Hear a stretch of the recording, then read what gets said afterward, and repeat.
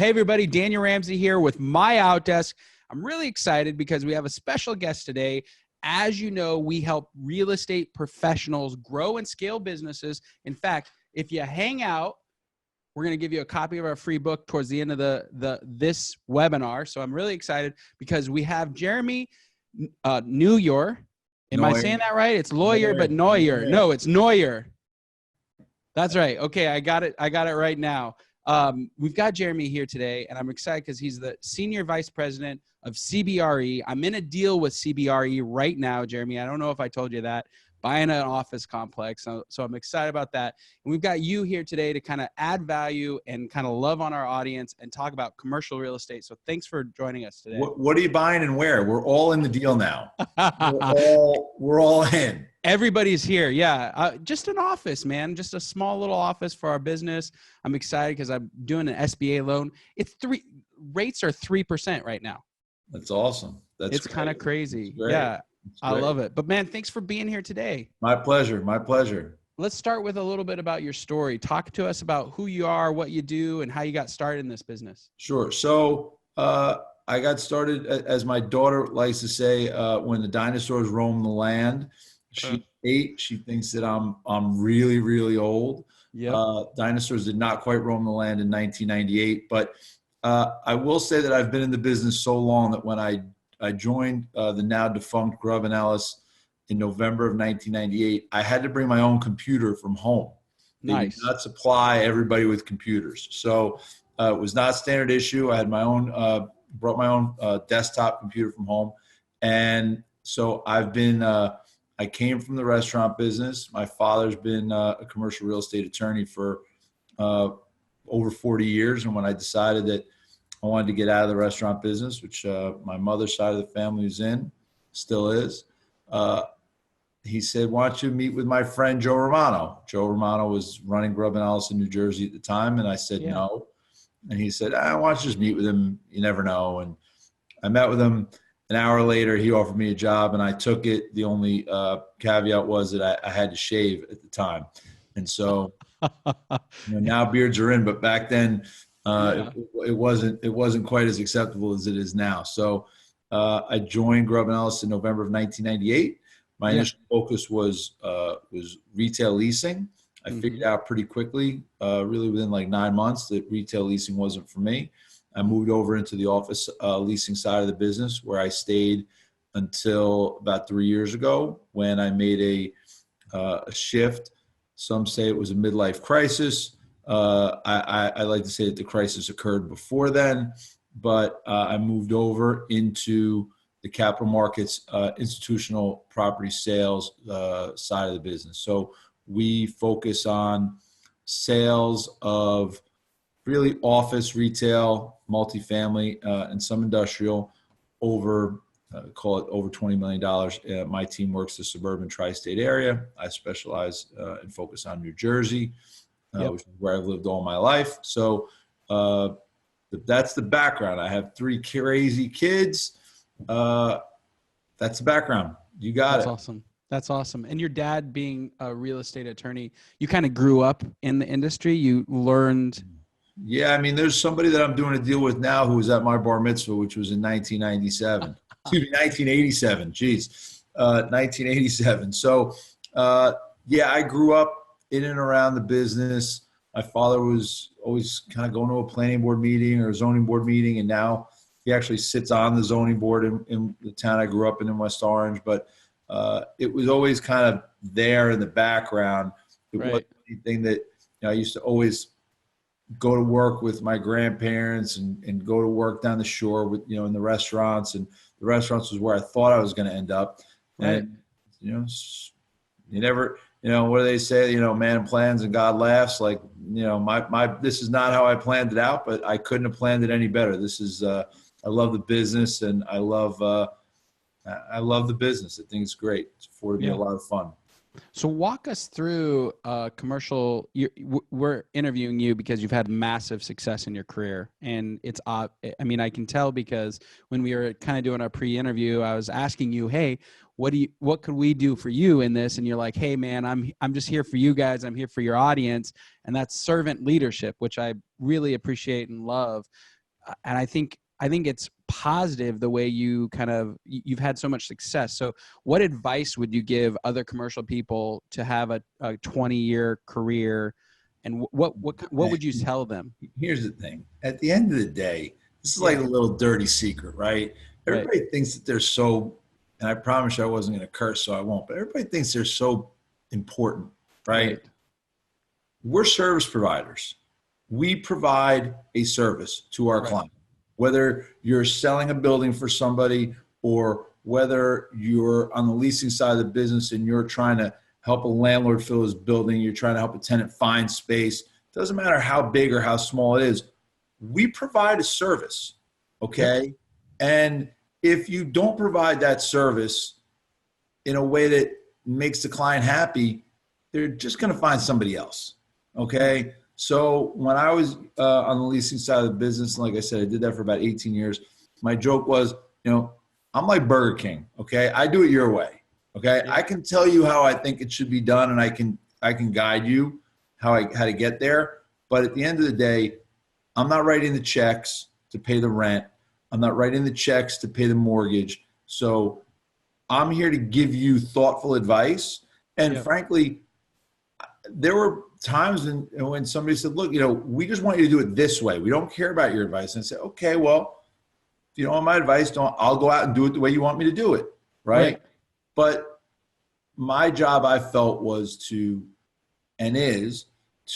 provide our clients with thoughtful advice that they might not be able to get elsewhere. But not get so wrapped up in that advice and that opinion to think that it actually matters, So you got to stay humble, and you got to realize that you're a service provider at the end of the day. If you want to be on the principal side of the business and you want to be the boss, go do that. There are people right now who do that.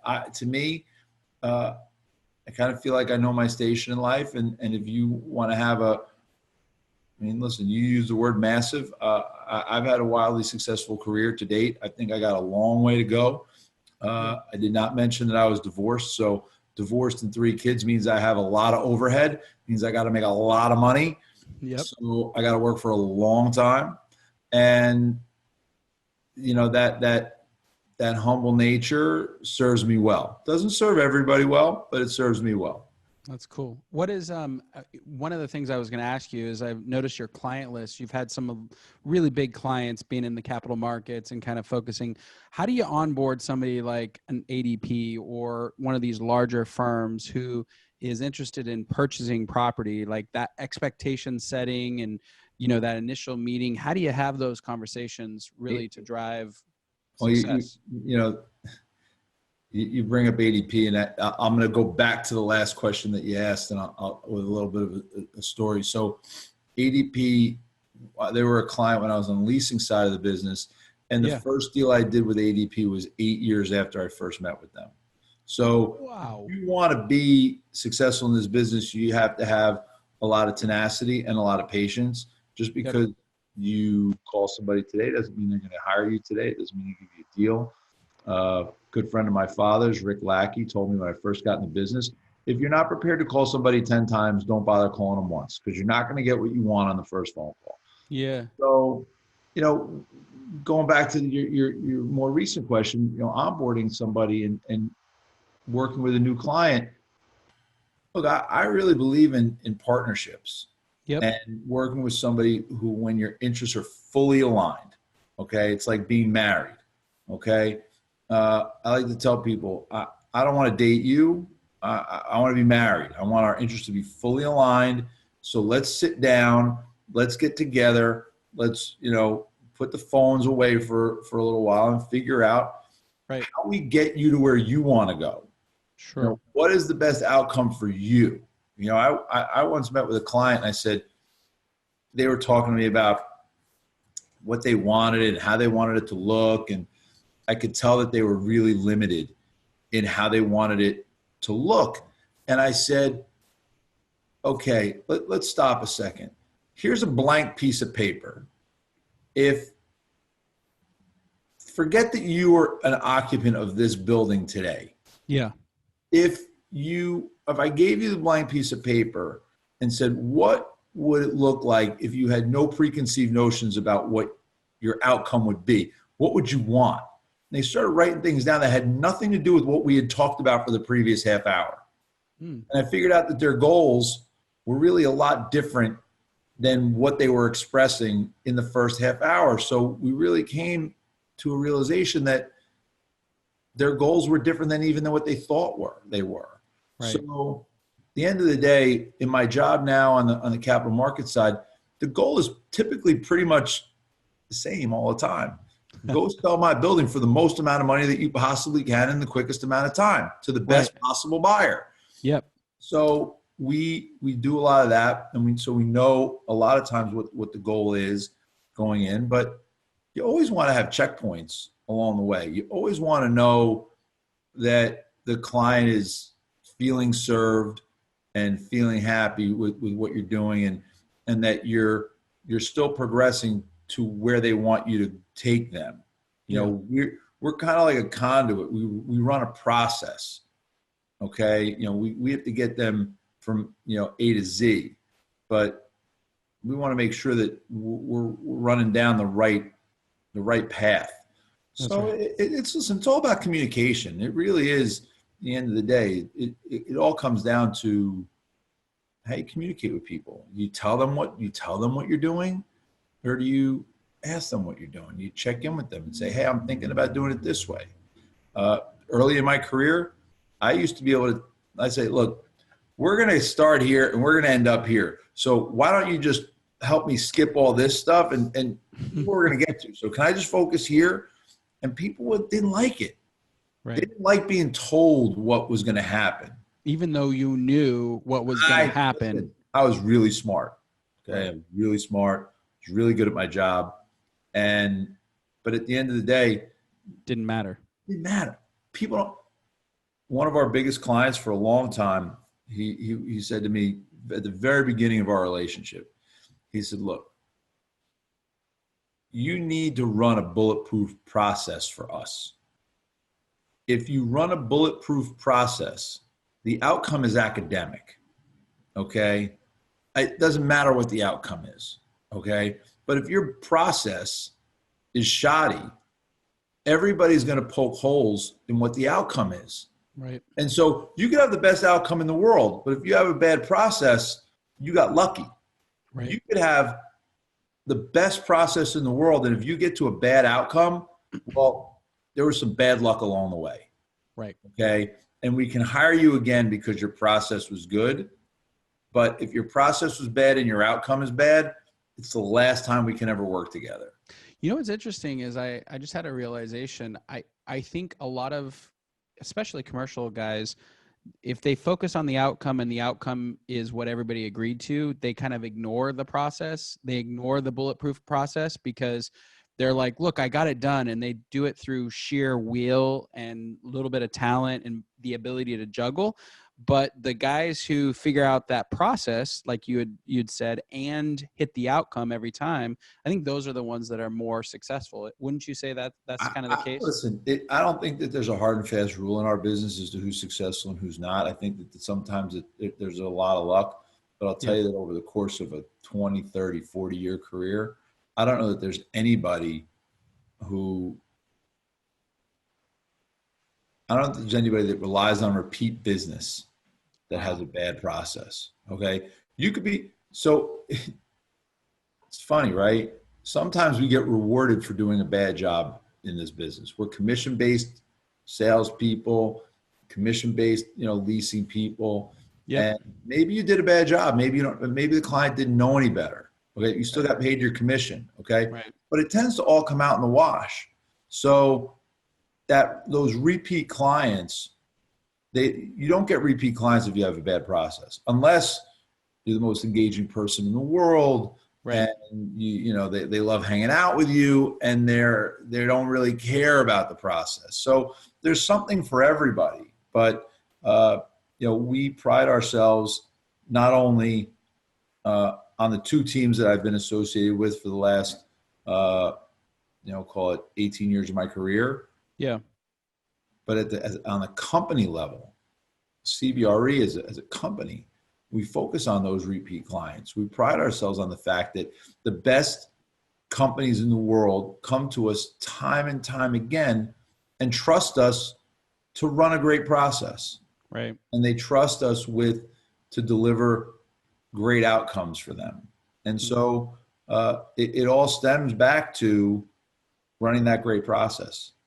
One thing that I want to hear more about your great process, but I had another question I'm not prior. telling you about my process. Yeah. Yes, you are. Yeah, you are. But okay, hold on.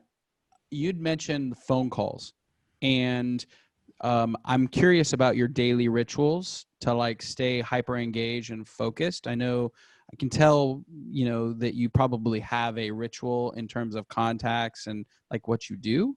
What does your day look like? My day looks like hair on fire from the time my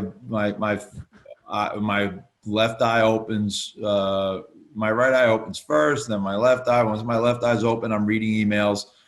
The phone is never more than 3 feet away from me. Yep. And I'm being as responsive as I possibly can to the people that I need to be responsive to, because I will say this: there's not one client in the world who wants to hear, "I'll get to it as soon as I get something done for somebody else who's more important than you." Right. Now, the words "who's more important than you" never come out of your mouth, but that's what they hear, right? So nobody wants to hear, "Hey, I got something else to do and I'll get to you later." Mm-hmm. Somebody once asked me, really smart guy who we were spending the day looking at space together years ago, sales guy, and he says, "What's the hardest part of your job?" And I knew that he was really asking like a sincere question. Yeah. And so I gave it some thought, and about an hour later I said to him, I figured it out. He said, "What's that?" I said, "The question you asked." He said, "Great, what's the answer?" I said, "The hardest part of my job is making every client feel like they're the most important one." Right. So as a parent, you want all of your kids to think that they're the favorite. And as a client, as a service provider, we want all of our clients to feel like they're the most important. So it's being, hyper accessible, touching base, trying to be proactive with people, trying to get them something before they ask for it. We could be like Radar O'Reilly from MASH and, walk in with the folder for Colonel Blake before he even asked for it. Like, that's what we're trying to do. Yep. And I will tell you that one of the things I love about my job is that no 2 days are alike. Sure. We're meeting with different people. I'm trying to meet with owners of real estate every day. So if you want to know what my ritual is trying to just be in front of people, but make sure that the business development aspect of my job doesn't get put by the wayside for processing, and that processing certainly doesn't get put on the back burner to address business development. It's a delicate balance. It's just, it's not quite a seesaw. You want that balance, right, of servicing the business that you have and making sure that when those deals close, that there's more to come. Are you what part of your day or your business do you delegate down? Is there any pieces that you feel comfortable giving to a junior? I like a junior associate to be on the team. We have tremendous support on our team. We have 4 analysts who are much smarter than me. Yeah. I'd like to think that they're probably the smartest guys in the room in most rooms they're in. Right. So they're running numbers. They're helping me with due diligence items. They're really helping with a lot of the processing. And then we have a great team of marketing and graphics professionals who, if we're working on a pitch, they're doing the heavy lifting. We're doing the big picture stuff, and they're making it happen on paper. Right. And so I don't even think that, to me, I don't know that I would call it delegation. I think that when you're on a team, everybody has a role, everybody has a responsibility. And so somebody's the quarterback, somebody's the receiver, somebody's the left tackle, right? For everything to work right, everybody has to be doing their job. And, I used to say that our team any good team is like watching crew. You ever watch eights when people are rowing crew? Right. And like you see that all eight people are doing it in sync, and it's gorgeous, Right. right? If one person is out of sync, the whole thing goes to hell, right? Yeah. Yeah. I want whatever team I'm on, I want us all to be thinking about how we row together, how we all make each other better, how you make 1+1 = 3 in some way, shape, or form. Have you ever been like, how do you coach your team? I mean, in the commercial world, there's lots of big checks and lots of big pressure, and there's a lot of moving parts. And so in your world, how do you, can you give us a scenario where you had a challenging transaction where you had to kind of bring your team around to serve the client in a high, like walk us through what that looked like. And, one of the challenge. I don't think that I don't know that I've ever been involved in a situation that you're describing, because I think everybody knows the stakes that we play for every day. Okay. The team is pretty aware. The team I'm on now, and certainly the team that I used to be on, exactly what the stakes are, and it's always the same. It's always, we want to do a great job on this assignment so we can do a great job on the next one for the same guy. Right. And look, we've closed deals that are, $5 million. We've closed deals that are $115 million. We have one closing this week or next. It's $123 million. Like, we have to make sure that we're right and tight, because if we're not, we got problems, and our seller has problems. And guess what? We're never going to get hired again by those people. So it's all about figuring out how to do a great job to get hired the next time. But it's really not even about to get hired the next time. It's doing a great job, period, end of story. Yeah. And the pressure is the same sometimes on the $5 million deal as it is on the $100 million deal, because the information has to be accurate. You can't take your foot off the gas on anything that we do. And, look, when I was on the leasing side of the business, are there deals that are easier to do than others? 100%. Absolutely. On this side of the business, is it easier selling a single tenant deal than it is a deal with 100 tenants?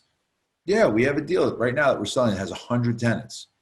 Our guys have to make sure that every piece of information that goes into our offering memorandum is right for every one of those 100 tenants.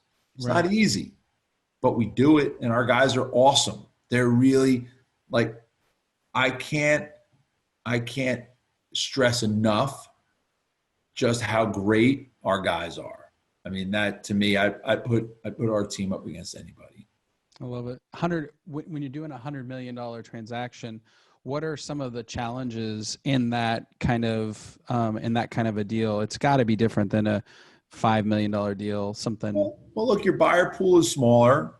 It's like if I said to you, hey, let's go out to eat.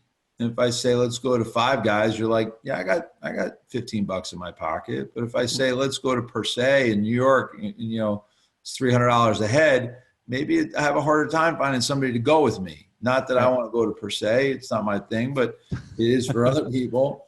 Sure. I'd rather go to a rock concert. But, similarly, I have an easier time, finding people to go to, a show at the Beacon than I do the Stones, because the Stones are expensive. So it's similar in the regard that for $100 million deal, there's only so many people that want to buy a $100 million deal. Finding those people, finding who they are, addressing their needs is a lot. It can be more challenging than finding that guy who's going to buy a $5 million deal. So it's just, I would say that it's just a smaller buyer pool, and you're working harder. So, we tend to do, now that I'm on this side of the business, we do fewer deals with a greater attention to detail, even though I had a great attention to detail before. But you're doing fewer deals that you're thinking a lot more about. Yeah, that's good. Hey, it looks like, Jeremy, we've got a good question. Michael, he sells churches across the country. It's a very closed niche market. How would you recommend I sell my listings? How do I market the fact that I've experience in selling small to mega churches to this very small market? Wow. I mean, look, I think that you have a great advantage in that you know who you are. I can't imagine that there's a lot of people that do what you do. Yeah. So, I mean, look, you kind of got to do an analysis every once in a while as to, all right, the last 5 churches I sold, who bought them Mm-hmm. and why? You Yep. know, I sit across the street from a piece of property that used to be a church and now it's townhomes.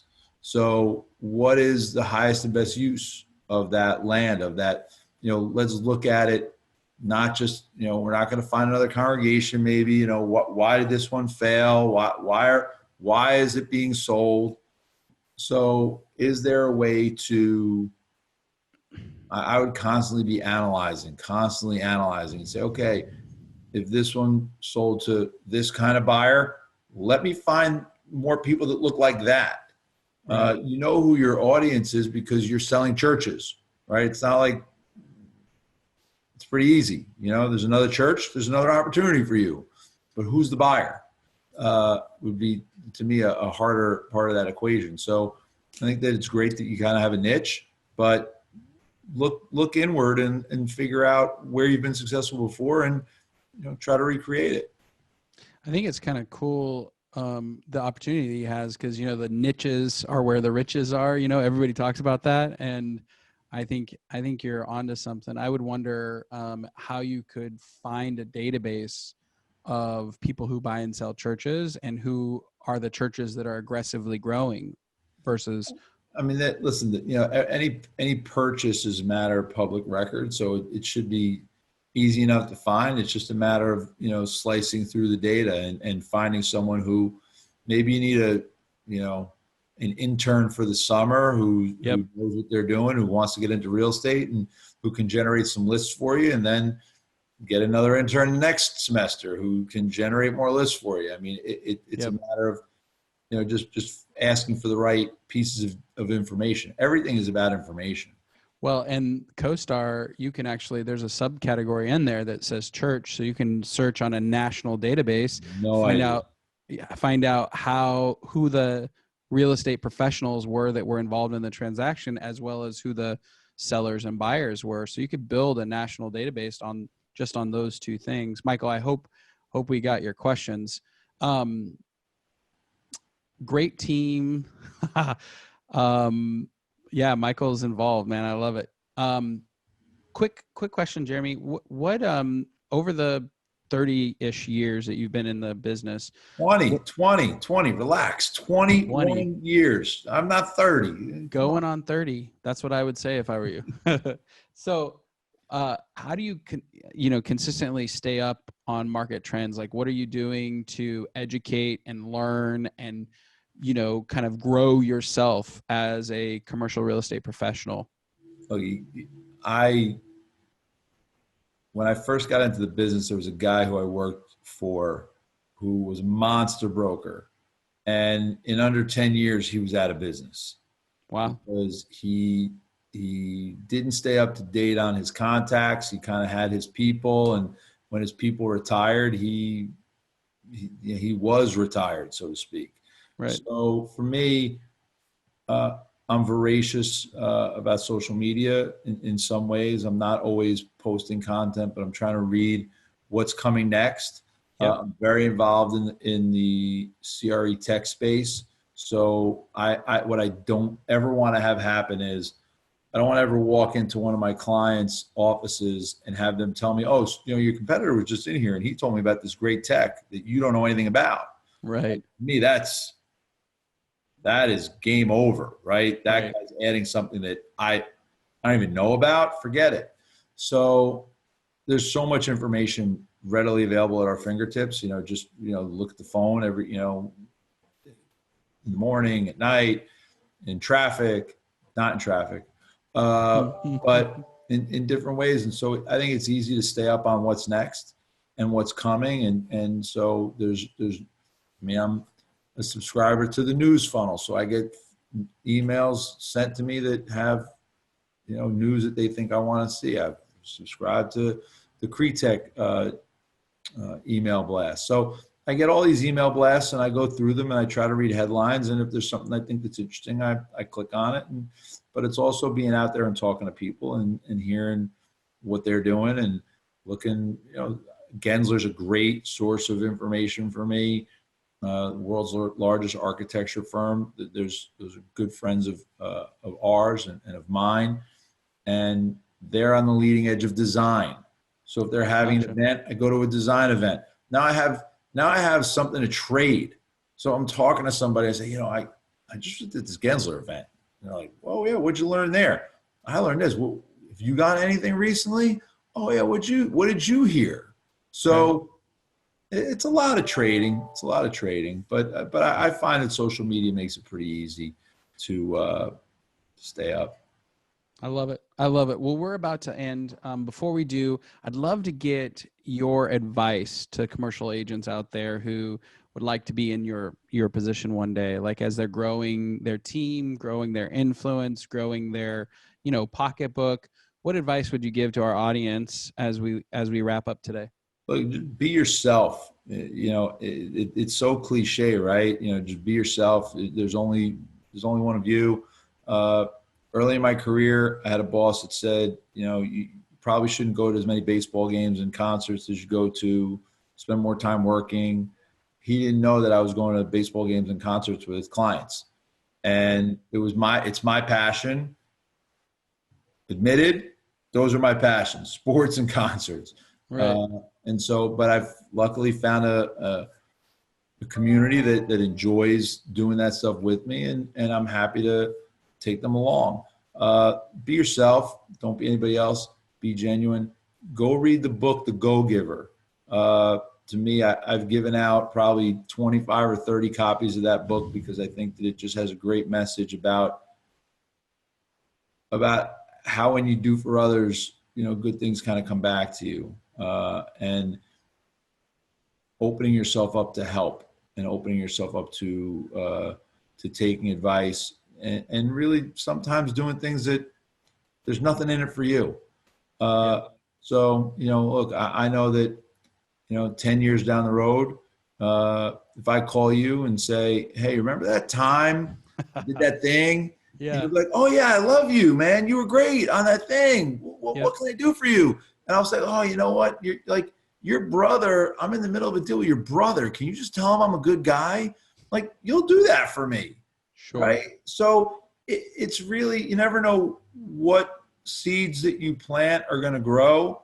You got to plant a lot of seeds. But I will leave you with one message. So early in my career, I had the opportunity to take a deal from somebody else. And it wouldn't have been underhanded. It was just that another broker had kind of fallen asleep at the switch. And this tenant came to me, and the broker was a friend of mine. I went to my mentor at the time, and I said, look, I have this problem.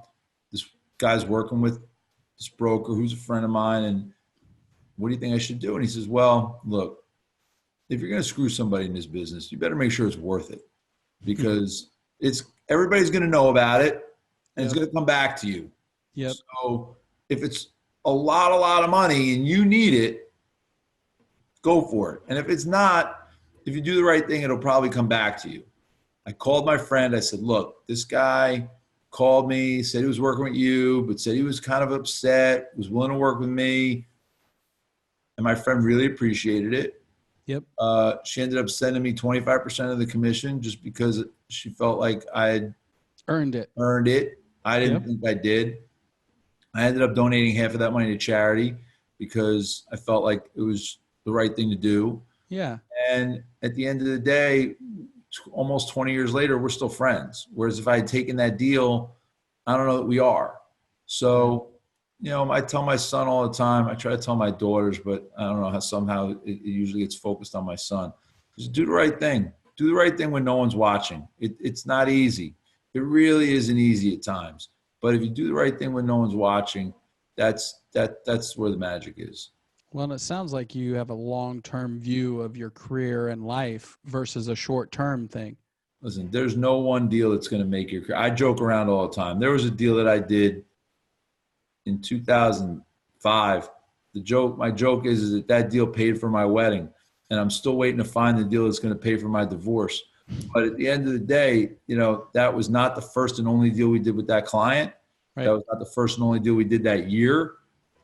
So if you're not taking a long-term view, you're doing it wrong. You're just doing it wrong.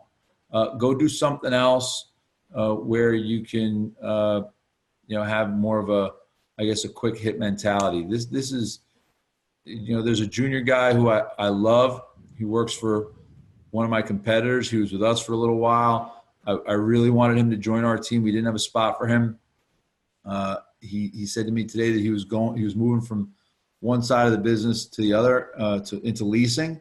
And I said, man, you got 3 years before you're going to know if this is the right move or not. I think it's a great move for you, but you got to be patient. Just be patient. You got to take the long road. You got to take a long view. So that's my advice. I love it. I love it. We have another question. It's what is the CRE tech trends that you are following and the plan on using in 2020 that you weren't maybe in 2019? We see one of the guys, maybe it was him. So we're going to start using, we're going to try to start using a tool that does some video for us on the front end, whether it's some pitches, some drone video stuff that we haven't used in the past. We have some competitors rather that do it. I think it's pretty sharp. We found a company that we like that's doing that. I think there's going to be more remote tours. I think we're going to try to work with some people who sometimes we have problems getting people to the buildings. So we're going to try to bring the buildings to them. I think that AI is going to come out. I think that VR and AR are going to be big coming up. I think that those are trends that I'm really looking at. I think that when you look at whether you want to call it virtual or augmented reality, when you can see something that's not there, like it's there, it's pretty special in a piece of space. And I think that that's going to really, I think it's going to kick into gear soon. I think it'll kick into gear in the construction industry. I mean, think about it this way. Like if you can spend, I'm making up a number, a modest amount of money, and you can have an augmented reality in a building that you're building, right? So you know exactly where every outlet is supposed to go. Sure. You know where everything is supposed to go, and you can eliminate all mistakes in the field. Like, wouldn't you do that? Like, to me, it sound. And I don't know anything about construction, but it sounds to me like it's logical, right? So I think that we're going to see more and more of those tools. I think from the leasing perspective, CBRE has, we have unbelievable internal tools that we use between floored and spacer and geofencing. I mean, there's all sorts of things that we have this year that we didn't have last. Yeah. Certainly that we didn't have 5 years ago. So if you said to me, look, I need 20,000 feet. So how do you know you need 20,000 square feet? You say, well, I have 100 people and I think that's 20,000 square feet. And I said, well, why don't you go use our spacer tool and play around with that? And you tell me how much space you really need. Right. Maybe it's 18. Maybe I just saved you 10%. Sure. Maybe it's 22. And we would have wasted time looking at 20,000 square feet and then laying it out. Our floor tool, we can have it laid out for you in minutes. Right. And you can see it in 3D. And wait, I can use my finger. That office shouldn't be there. Let me move that office somewhere over here. So I think that there's a lot of tech on the occupier side. But here's what I'll tell you, though, because people ask me this all the time. When do you think that we're going to have full adoption of technology in real estate? And I will tell you, the minute that it will happen is the minute that all of the users, the occupiers of space, when the occupiers of space demand it, we'll have full adoption. Because some landlords are still playing the game like it's 1985. Sure. Like that, and some are playing the game like it's 2020 already. And once the tenants all say, you know what, I want to be in that building because I can run my business from a technology perspective more efficiently because that guy gets it. Yeah. Or because that guy has an amenity stack that guy just doesn't have, we're going to see a major shift. We're starting to see it. WeWork disrupted the whole industry. They were just better at being a landlord than anybody else, right? It was all about the culture. It wasn't about the fact that they had beer. It was about the fact that everybody wanted to be there. So at the end of the day, I think that we'll see some things that are tech driven, and I think that we're going to see some things that are really more amenity driven. But to me, I think that 2020 is going to be a lot more evolution, and I think that we're going to see some of these startups, unfortunately, go by the wayside. I think that there's going to be there's a lot of money being poured into the CRE tech space, but until we start seeing some major exits, I think that I think we're going to be challenged. I think that you're going to see, there was one company that was asking me to invest, and I said to a buddy of mine, I go, what's their exit? He's like, oh, they're going to get sold to WeWork in 6 months. Well, guess what? Not now. It's not an option anymore. Right. So AI, AR, VR, those are my trends for 2020. I love it. Are you seeing WeWork kind of contract in your market in like Jersey and New York and they're not in our market and they can't contract. They have leases in place. They're just not expanding. They were poised to come into Jersey in a big way, and obviously now they're not. Yeah. Look, I think that let me go back. I'm not supposed to comment on WeWork. Here's what I will say about co-working as an industry. Yeah. I think that there's a space for co-working in our industry. And frankly, I think that co-working does better in a down economy than it does in an expanding economy. And so I think that co-working is here to stay. I think that, like anything else, when it's done right, it'll succeed. And when it's done wrong, it won't. And we've had co-working forever. Regis and HQ, this is a company that's been around for a long, long time. Right. Okay. It's just now it's more prevalent and it looks different because I have a friend who had 5,000 square feet in a WeWork and he decided he needed a big boy space. His words, not mine. 10,000 feet. I'm going to go sign a real lease. I'm going to be a real company. And he went to all these landlords who he had relationships with, and they all said the same thing. 10,000 feet, no problem. 10-year deal, 7-year deal, 12-year deal, no problem.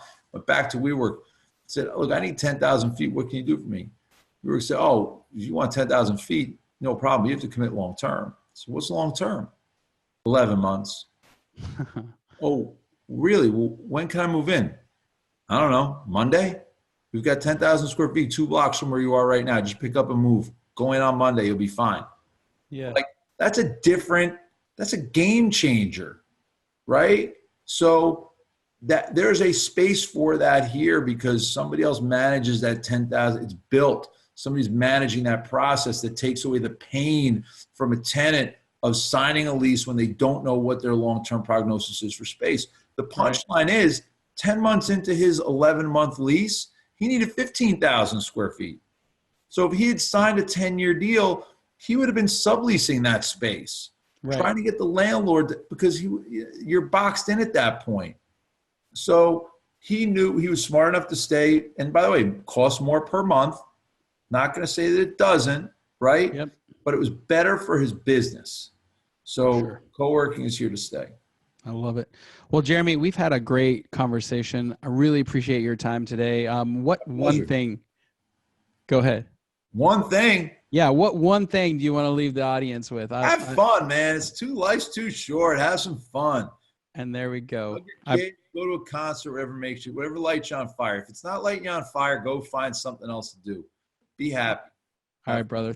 Thanks for your time today. We've learned a ton from you. Really appreciate the way you give.